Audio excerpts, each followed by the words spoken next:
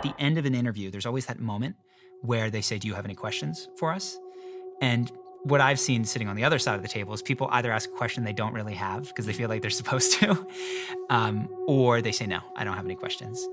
And it's just a missed opportunity. And so this one, I have to give credit to my co-founder.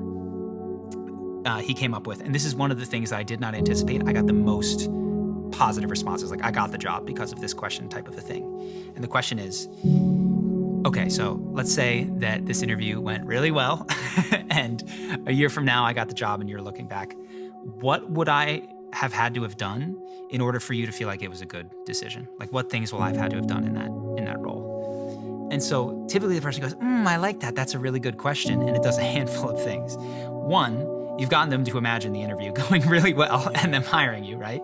And then second, they're gonna lay out for you exactly what you need to do in the role to excel. And that is something that every boss wants. It's like, I want you interested in knowing what I need from you in order to do a good job. And you could take that same principle and you could bring it into conversations if you want to get a raise sooner than you think you were going to go in and say, hey, I'd like to get a raise. You can make it clear. I'd like to do it faster than usual, but I want to make sure that's totally worth it for you. So 6 months from now or 8 months from now, in order for me to get this raise, what would I have had to have done for it to be a no-brainer, obvious to you, that this was valuable?